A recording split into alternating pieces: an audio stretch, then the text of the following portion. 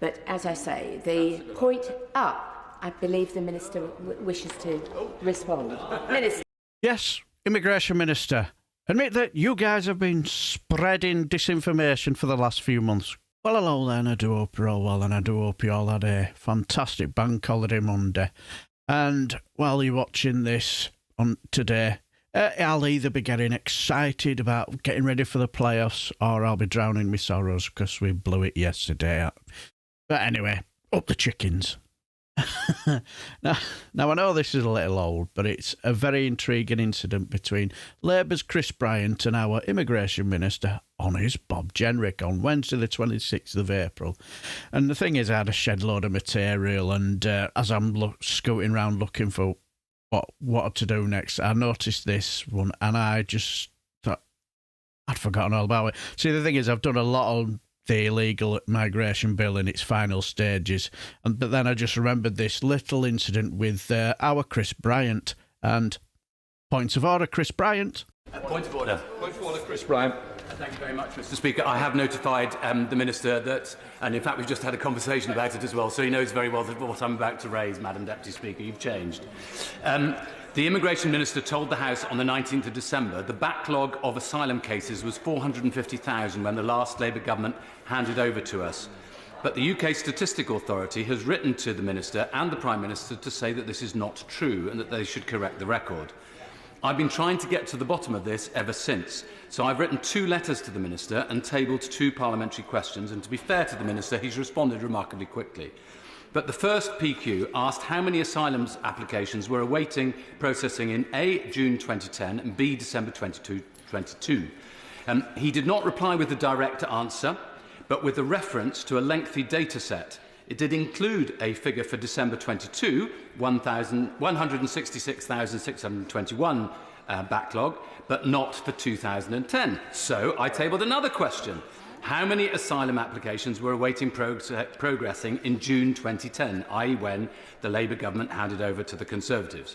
Again, he did not reply with the direct answer, but with the reference to the same data set, which provides 543 separate lines for asylum backlogs from different countries in 2010. Now, fortunately, I got an A in my O-level maths, so I've added the 543 lines up, and it comes to 18,954. So that would be the correct figure for 2010, not 450,000, as the Minister said.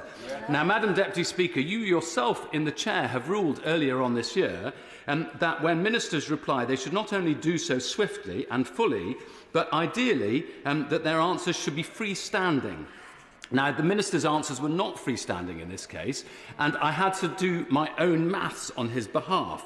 Can you confirm, therefore, that ministers should not attempt to obfuscate in their responses, but should answer the question as directly as possible? I know the Minister would want to make sure that the House has the most accurate information possible.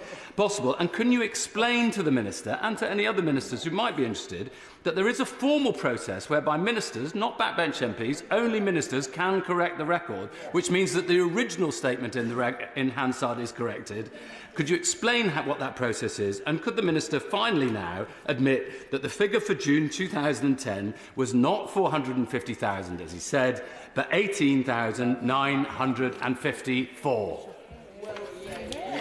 Well, I am grateful to the honourable member for giving notice of his point of order. He's given me a lot of tasks to undertake. He will know that ministers are responsible for answers rather than the chair. However, I would, of course, always expect ministers to provide answers which are as informative and helpful as possible. And I know Mr. Speaker would also expect ministers to correct the record if an error is made in an answer. Now, the Minister is here. He will have heard what the honourable gentleman has said. He may wish to take that away or may wish to respond immediately. If not, I should just add that the Procedure Committee reviews the performance of departments in providing answers, and so the honourable gentleman might wish to make his views clear to that committee. But as I say, the point up, I believe the Minister wishes to respond. Minister. Yes, Immigration Minister. Admit that you guys have been spreading disinformation for the last few months. Go on, honest Bob. Thank you, Madam Deputy Speaker, and I'm grateful to the Right Honourable Gentleman for his point of order. I always take my responsibilities to the House seriously and continue to do so. He and I have had correspondence on this issue, and he may not have seen the letter that I wrote to him yesterday. He indicates that he has, but I'm happy for you, Madam Deputy Speaker, and for the House just to read out a portion of that, and perhaps with his consent put a copy of this in the library of the House, as I did my previous letter to him. I clarified my remarks on the floor of the House in the debate on illegal migration bill on the 27th of March, and in the letter that I sent to the Right Honourable Gentleman and put in the library of the House, I expanded on that clarification in writing. The point that I was trying to make in the debate, which I appreciate was different from the one which he believes, was regarding the backlog of 450,000 asylum cases. This is the assessment of the then independent Chief Inspector of Borders and Immigration, as reported by the BBC and The Guardian.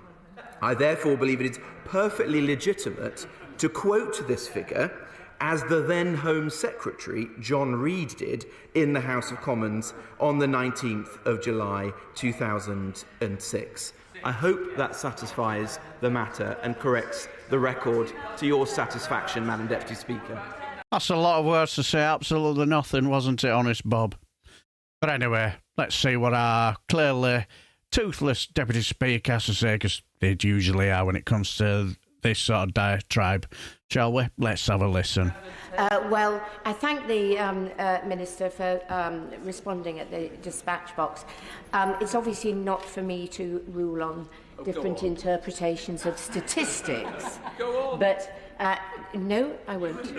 It's quite the character, isn't he, Chris Bryant? He makes me chuckle. Yeah. But I will. I'm sure that this debate will perhaps continue in other. I'm sure the honourable gentleman may well wish to respond to the letter, and I think at this point we should leave it at that. Point. I've got to say that's poor being honest, Bob.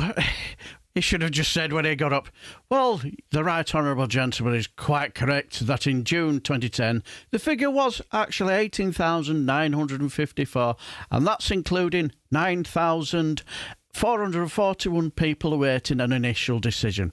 He's also quite correct to highlight the fact that in December 2022, the number of asylum cases to be resolved was almost 9 times higher than it was in June 2010, and also the number of people awaiting an initial decision is 17 times higher, Madam Deputy Speaker.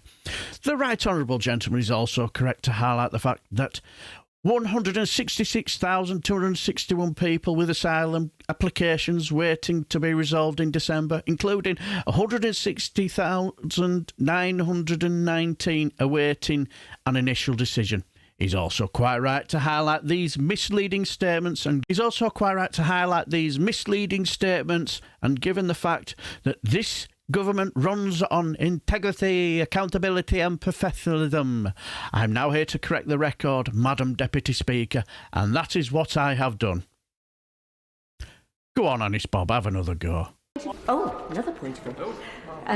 Minister Robert Jenrick. I am indeed going to correct the record in one respect, is that my officials have helpfully told me that in regard to the written parliamentary question tabled by the Right Honourable Gentleman, the Home Offices did indeed provide the data requested. It's included in the table, the link to which was provided, and I'm told that there are instructions in the Notes tab on how to use the filters appropriately. I appreciate that the Right Honourable Gentleman got an A in his O-levels for maths, but perhaps he didn't take ICT at that time. Well, I thank the Minister for that further point of order, which I think does indicate why it's very important for me to not get involved in interpreting statistics. And I think that we probably shouldn't prolong the debate any further at this point. Yes, absolutely. Spot on, Chris Bryant. Honest Bobby's telling pork, isn't he? Absolute whoppers.